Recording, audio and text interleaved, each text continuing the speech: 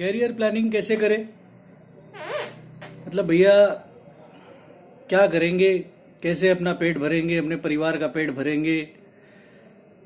क्या करें कि हम अपने परिवार में कुछ योगदान दे सके, समाज में कुछ योगदान दे सके, मानवता में, समाज में जो हम पैदा हुए इस धरती पे तो हम कुछ योगदान दे सके।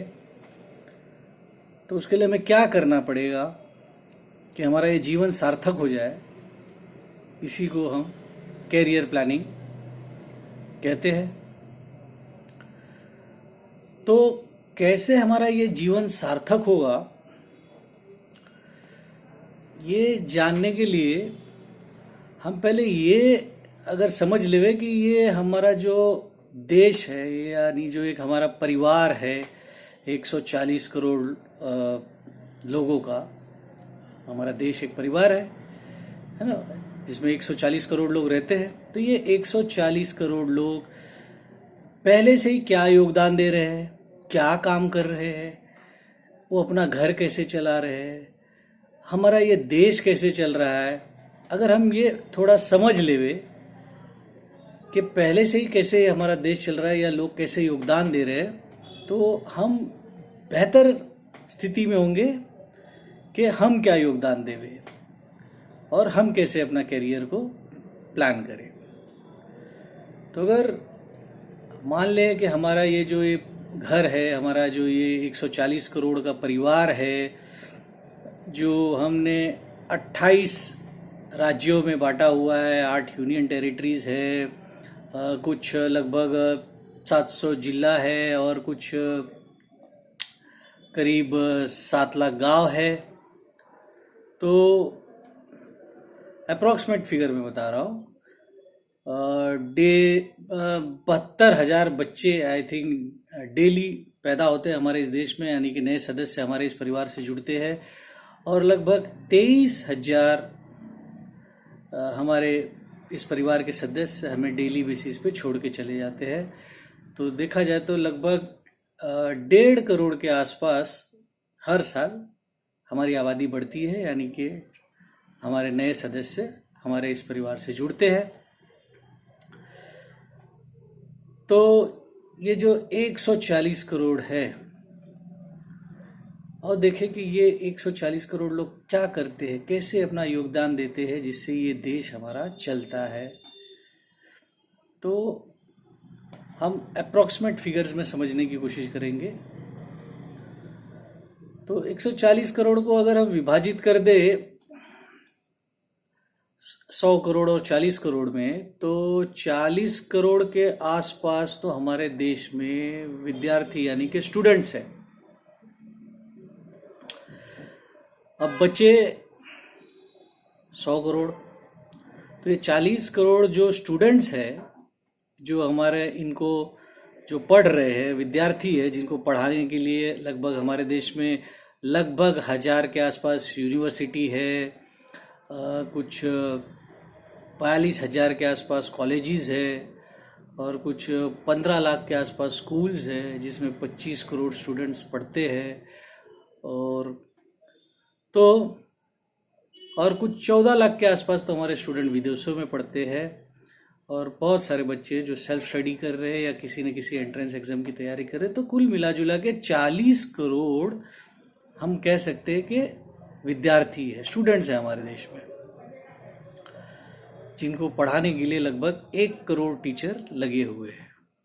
ठीक है, लगभग अप्रॉक्सीमेट अगर अनुपात देखा जाए तो ऐसे तो 47 स्टूडेंट प्रति टीचर है हमारे देश का औसत, टीचर और स्टूडेंट का जो अनुपात है। ठीक है, तो और डिटेल में हम इसको बाद में देखेंगे। अब बच्चे जो 100 करोड़ लोग हैं, इनको भी देख लेते हैं कि ये 100 करोड़ में भी लगभग 10 से 15 करोड़, चलो मान लेते 10 करोड़ लोग हैं, वो बुजुर्ग है, वो सीनियर सिटीजन्स है, जो किसी कोई योगदान देने की अभी स्थिति में नहीं है, वो डिपेंडेंट है टोटली। तो अगर इस 100 करोड़ में से मान लो हम कम से कम 10 करोड़ इस डिपेंडेंट सीनियर सिटीजन्स को भी निकाल दे, तो बचता है लगभग 90 करोड़ की आबादी। इस 90 करोड़ की आबादी में भी अगर हम महिला और पुरुष को आधा आधा अलग कर दे अप्रॉक्सीमेटली, तो 45 करोड़ पुरुष और 45 करोड़ महिलाएं अप्रॉक्सीमेटली, नॉट एग्जैक्टली, ठीक है। तो अब इस 45 करोड़ जो महिलाएं हैं, एक्चुअली हम मान लेते हैं कि वो हाउस वाइफ है। एक्चुअली तो 15 करोड़ महिलाएं जो है वो वर्किंग है, यानी कि उसमें भी 10 करोड़ कृषि रिलेटेड काम में वर्किंग है, और बाकी के जो 5 करोड़ है वो दूसरे कामों में एम्प्लॉयड है। बचे 45 करोड़ जो ये पुरुष है, मेल। इस 45 करोड़ में भी अगर हम मान लेते हैं कि जो 5 करोड़ है, 5 करोड़ लोग तो सरकारी कर्मचारी है, चाहे वो केंद्र में हो काम कर रहे हो या राज्य सरकार के लिए काम कर रहे हो, किसी भी पब्लिक सेक्टर यूनिट्स में काम कर रहे हो, तो हम मान लेते हैं कि भैया इस 45 करोड़ में 5 करोड़ लोग तो लगभग सरकारी कर्मचारी होंगे, ठीक है ना। तो अब बचे 40 करोड़, तो इस 40 करोड़ में दूसरा 5 करोड़ हम मान लेते हैं जो रेगुलर प्राइवेट सेक्टर में काम कर रहे हैं, ऑर्गेनाइज सेक्टर में काम कर रहे हैं। तो बचे अब 35 करोड़ लोग, ठीक है। तो अब ये 35 करोड़ लोग हैं, तो 35 करोड़ में 5 करोड़ जो है वो तो सेल्फ एम्प्लॉयड है, मतलब भाई अपनी खुद का व्यवसाय उनका है या कोई उनके अंदर स्किल्ड है, हुनर है। तो हम 5 करोड़ मान लेते हैं कि सेल्फ एम्प्लॉयड लोग हैं। बचे जो ये 30 करोड़ है, ये 30 करोड़ लोग, और ऊपर जो हमने महिलाओं को छोड़ा था जो कृषि संबंधित काम में करे, तो लगभग 40 से 50 करोड़ लोग जो है, 40 अभी हमारे फिलहाल कैलकुलेशन के हिसाब से 40 करोड़ जो लोग हैं वो कृषि संबंधित कार्यों में लिप्त है, बिजी हैं, ऑक्यूपाइड है। तो एग्रीकल्चर सेक्टर में है वो। तो एग्रीकल्चर सेक्टर जो है ऐसे भी हमारे जीडीपी में 20% कंट्रीब्यूशन है उसका। उसके बाद हमारा जो दूसरा सेक्टर है मैन्युफैक्चरिंग इंडस्ट्रियल सेक्टर, वो कुछ 26-27% का योगदान दे रहा है। और सबसे ज़्यादा सर्विस जो सेक्टर है, जो सेवा क्षेत्र है, उसका सबसे ज़्यादा योगदान है, कुछ 53% के आसपास हमारे जीडीपी में योगदान है। 150 लाख करोड़ की हमारी कुछ जीडीपी है लगभग। और हमारी जो सरकार है वो लगभग शिक्षा पे 1 लाख करोड़ हर साल खर्चा करती है। हमारी सुरक्षा के लिए, डिफेंस के लिए कम से कम 5 लाख करोड़ का खर्चा करती है। क्योंकि देश में बहुत सारे गरीब हैं, तो जो फूड ग्रेन की जो सब्सिडी है, जो राशन दिया जाता है, उसमें बहुत सब्सिडी देती है हमारी गवर्नमेंट। तो हमारा जो 50% जो हमारा खर्चा है सरकार का, वो तो चले जाता है ब्याज चुकाने में, डिफेंस यानी कि हमारी आर्मी, हमारी सुरक्षा में चले जाता है, सब्सिडीज में चले जाता है, फिर एजुकेशन और स्वास्थ्य में कुछ 75,000 करोड़ के आसपास चले जाता है। तो 50% तो इसमें चले जाता है। बचा हुआ जो 50% है दूसरे मिनिस्ट्रीज के खर्चे, जो कैपिटल एक्सपेंडिचर्स है, जो रोड, रेलवे, ब्रिज बनाना है सब, और जो भी इवन कर्जे भी जो हम चुका देते, लाइबिलिटी भी खत्म कर देते, तो वो भी हमारे कैपिटल एक्सपेंडिचर्स में आ जाता है। तो ऐसे हमारे देश की जो सरकार है, जो सब हमारे देश में लोग अपना कैरियर पे ध्यान देते हैं, अपना योगदान देते हैं अपने कैरियर के द्वारा। तो इस तरह हमारे देश की एक आय होती है, कमाई होती है, हमारे देश की तिजोरी भरती है। जैसे लगभग हमारा जीएसटी कलेक्शन जो होता है, इनडायरेक्ट टैक्स, वो ही हर साल लगभग हर महीना 1 लाख करोड़ के हिसाब से, लगभग 12 लाख करोड़ के हिसाब से तो हमारे देश की जीएसटी कलेक्शन होती है। और जो इनकम टैक्स है वो भी लगभग साल का 10 लाख करोड़ जमा हो जाता है, यानी कि साल का 22 लाख करोड़ रुपया के आसपास हमारे देश की कमाई होती है, हमारे देश की तिजोरी भरती है। और फिर जो हम अपना बजट बनाते हैं कि हम कहाँ कहाँ इसको खर्चा करेंगे, तो प्रेजेंटली कुछ हमारा जो एक्सपेंडिचर है वो करीब समझ लीजिए कि 30 लाख करोड़ के आसपास हमारा खर्चा है।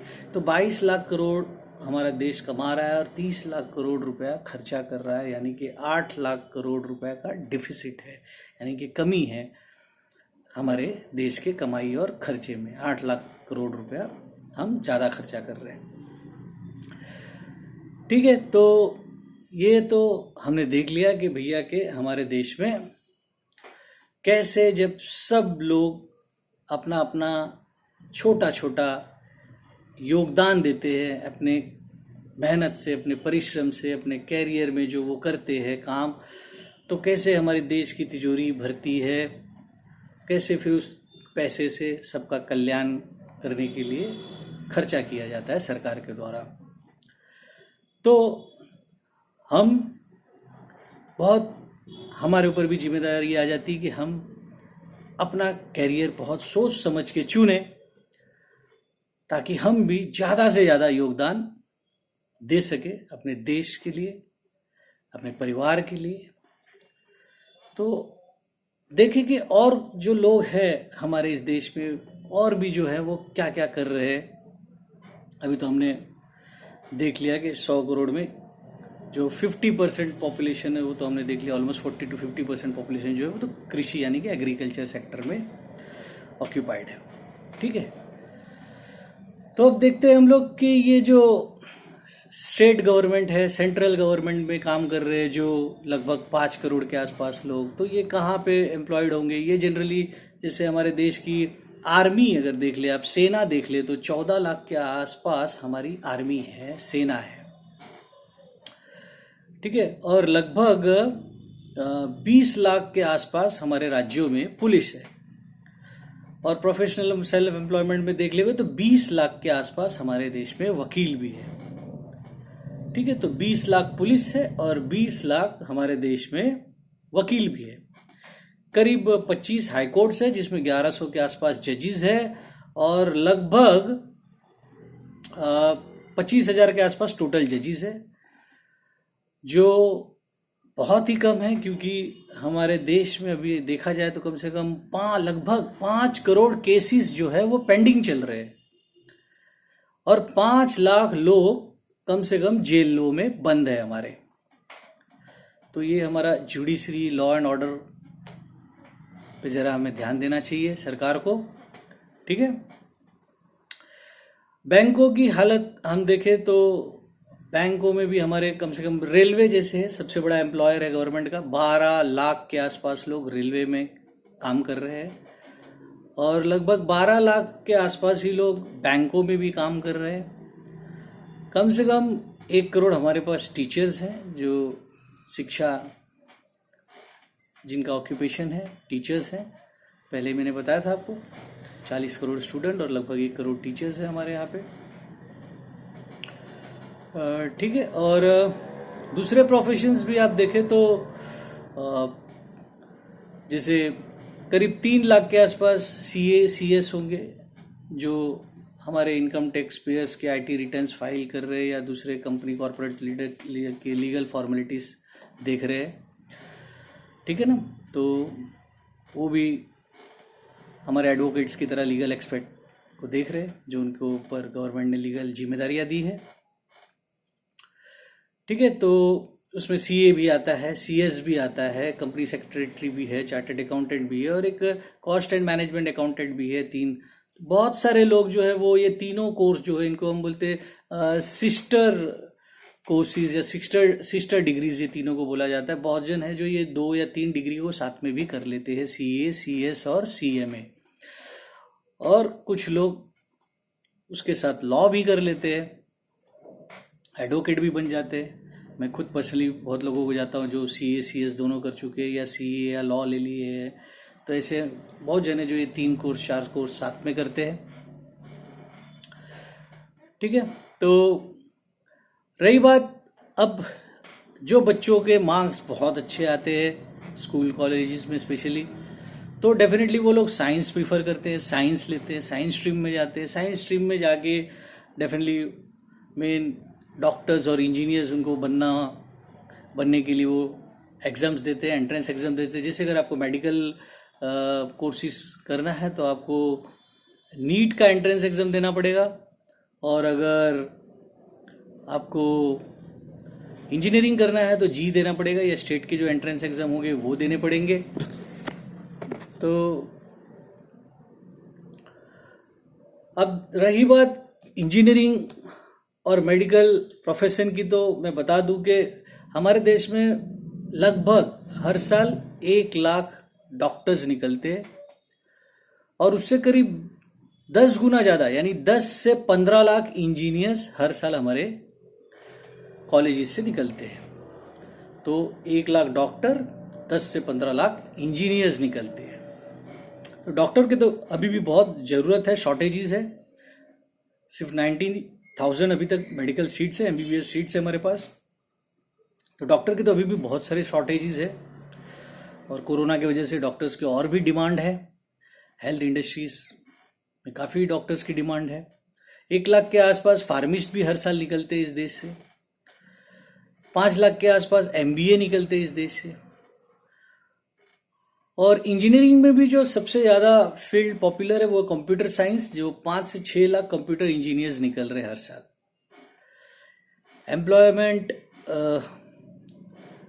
एम्प्लॉयबिलिटी बहुत कम है इंजीनियरिंग में, कुछ बहुत कम जॉब्स अवेलेबल है फिलहाल इंजीनियरिंग में। तो खैर, लेकिन अभी मैन्युफैक्चरिंग सेक्टर क्योंकि इंडिया में ग्रो होने वाला है ऐसा अनुमान है, तो फिर डेफिनेटली इंजीनियर्स की डिमांड बढ़ेंगे। और आईटी सेक्टर पे तो बहुत डिमांड बढ़ने वाला है। आर्टिफिशियल इंटेलिजेंस आ रहा है, मशीन लर्निंग आ रहा है, तो बहुत सारे डिमांड तो बढ़ने वाले हैं इंजीनियरिंग्स के।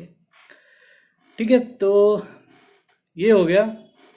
एमबीए बता दिया आपको मैंने कि 5 लाख एमबीए निकल रहे हर साल। फार्मेसी 1 लाख हर साल निकल रहे हैं।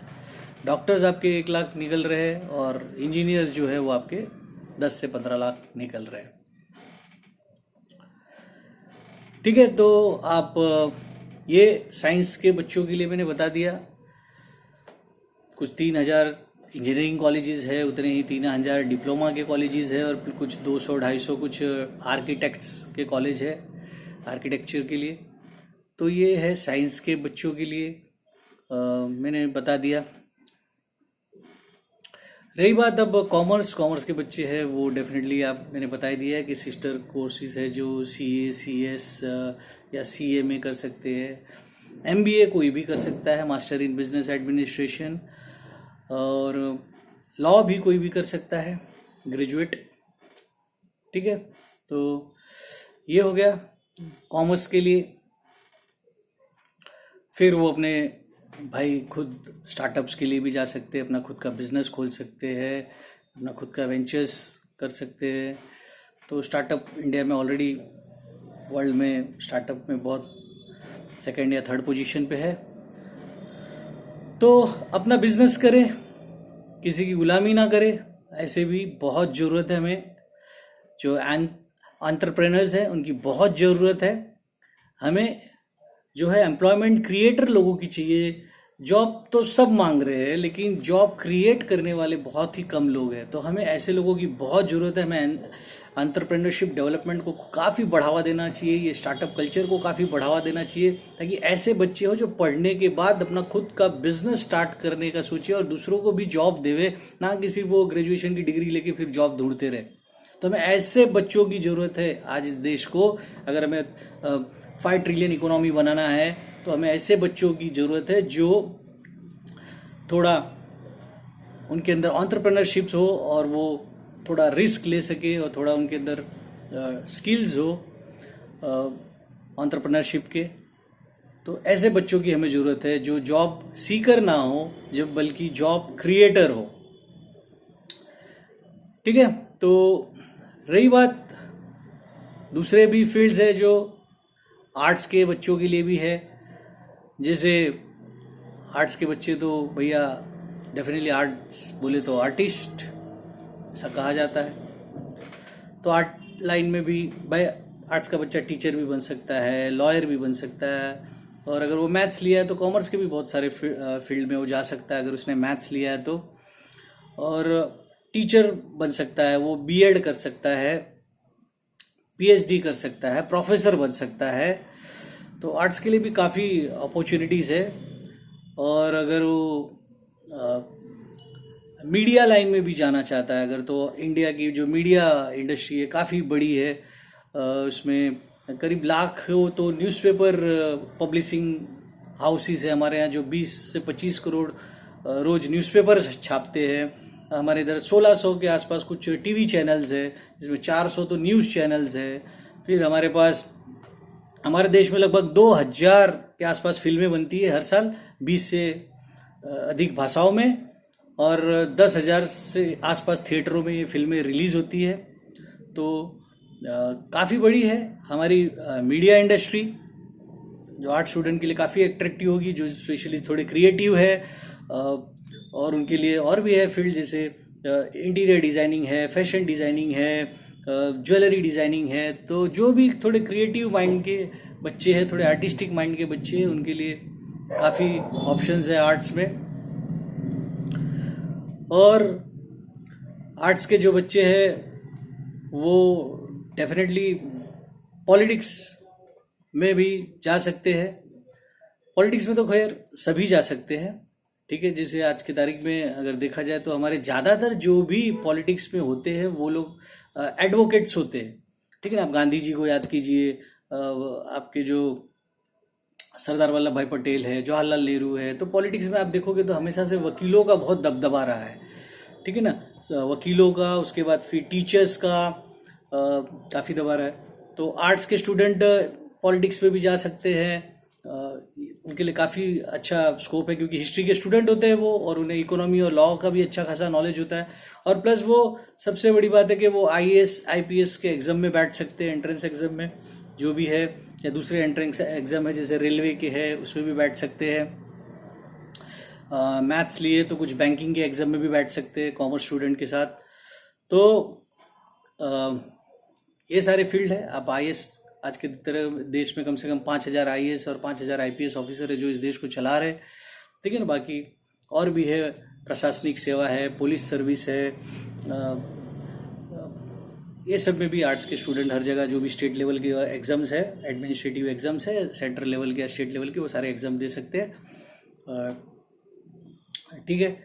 तो पॉलिटिक्स में तो ऐसा है कि इंडिया में तो आपको पता ही है कि मल्टी पार्टी सिस्टम है। तो यहाँ पे कम से कम 3000 के आसपास तो पॉलिटिकल पार्टीज है। उसमें करीब 8 नेशनल पार्टीज है, कुछ 50 के आसपास कुछ स्टेट पार्टीज है, और बहुत सारे 2700 के आसपास तो कुछ अनर रिकॉग्नाइज पार्टीज भी है। और इंडिया की सबसे बड़ी पार्टी आज के तारीख में सबसे ज़्यादा सदस्यता BJP की है, करीब 18 करोड़ सदस्य है, और कुछ 4-5 करोड़ कांग्रेस के सदस्य है। यानी कहा जाए तो 25-30 करोड़ लोग हैं जो पॉलिटिक्स में सदस्यता लेके अपना पॉलिटिक्स में कुछ करियर बनाने का प्रयत्न कर रहे हैं। तो पॉलिटिक्स भी आप जा सकते हो, ठीक है। अगर प्रशासनिक सेवा में आप नहीं जा पा रहे तो आप पॉलिटिक्स में भी जा सकते हैं, क्योंकि एंड ऑफ द डे आपको पता है कि जो IAS ऑफिसर है या IPS ऑफिसर है या जो भी प्रशासनिक एडमिनिस्ट्रेटिव ऑफिसर्स है, एंड ऑफ द डे तो उनको कंट्रोल कौन करता है? ये पॉलिटिशियन ही कंट्रोल करते हैं, है ना। भले 5 साल के लिए आते हैं, लेकिन कंट्रोल तो उनके ही हाथ में होता है। आप जरा सोचिए कि एक IAS ऑफिसर, एक IPS ऑफिसर कितना कठिन परिश्रम करके, कितना मेहनत करके वो एग्ज़ाम्स देता है, पढ़ाई करता है, इंटरव्यू देता है, तब जाके उसका सिलेक्शन होता है। और जबकि पॉलिटिशियन, एक अंगूठा छाप आदमी भी इस देश में पॉलिटिशियन बन सकता है। और अब जब वो विधायक या सांसद बन जाए तो वो इन्हीं पढ़े लिखे प्रशासनिक अधिकारियों को, एडमिनिस्ट्रेटिव ऑफिसर्स को वो नियंत्रित करता है, कंट्रोल करता है, ठीक है ना। तो मुझे याद है कहीं मैंने सुना था कि मायावती जी जो थी यूपी की चीफ मिनिस्टर, वो कभी IAS एग्जाम की तैयारी कर रही थी, और बाद में उन्हें जो है काशीराम जी ने उन्हें पॉलिटिक्स में लेके आया, और पॉलिटिक्स में लाने के बाद वो यूपी की 2 या 3 बार चीफ मिनिस्टर बन गई, और अपने उंगलियों पे वो ये IAS ऑफिसर्स को यहाँ से वहाँ तबादला करती थी। तो आप देख लीजिए पॉलिटिशियंस जो है, जो वो कंट्रोल कर रहे हैं हमारे IAS IPS ऑफिसर्स को, ठीक है। ओके, और भी है, अगर आपको समझो साइंस में भी इंटरेस्ट नहीं है, कॉमर्स में भी इंटरेस्ट नहीं है, आपको आर्ट में भी कोई इंटरेस्ट नहीं है, दुनिया में ही आपका इंटरेस्ट मोह भंग हो चुका है, संन्यास लेना चाहते हैं या समाज सेवा करना चाहते हैं, तो आप कोई एनजीओ संस्था से जुड़ सकते हैं या खुद का एनजीओ चालू कर सकते हैं, नॉन गवर्नमेंट ऑर्गेनाइजेशन। हमारे देश में, इंडिया में, आई थिंक वर्ल्ड में सबसे ज़्यादा एनजीओज है, करीब 32 लाख के आसपास एनजीओज है हमारे देश में। जितने स्कूल नहीं है हमारे देश में कुछ 15 लाख स्कूल है, जिसमें 25 करोड़ बच्चे पढ़ते हैं। हर साल करीब 2 से 2.5 करोड़ बच्चे तो 10वीं 12वीं का बोर्ड क्लियर करते हैं। 60 लाख हर साल हमारे देश से ग्रेजुएट्स निकलते हैं और करीब 20 लाख के आसपास पोस्ट ग्रेजुएट्स निकलते हैं हमारे देश से। तो जितने स्कूल नहीं है उससे ज़्यादा 15 लाख स्कूल है, लेकिन 32 लाख के आसपास हमारे देश में एनजीओ यानी कि नॉन गवर्नमेंट ऑर्गेनाइजेशन, गैर सरकारी संस्थाएं हैं। यानी कि इंडिया के हर 500 लोगों के लिए औसतन एक एनजीओ है और काफ़ी लोगों को इसमें भी रोजगार मिला हुआ है। करीब 30-40 लाख लोग एनजीओ से भी जुड़ के अपना पेट भर रहे हैं और समाज सेवा भी कर रहे हैं। तो आप समाज सेवा भी कर सकते हो, ये भी एक अच्छा काम है। अपने देश का समाज सेवा करना अच्छी बात है, इंसानियत, मानवता की सेवा कर सकते हैं आप। तो हमारे देश में तो बहुत सारे एनजीओस हैं जो समाज सेवा कर रहे हैं, कुछ फॉरेन एफिलेटेड भी है।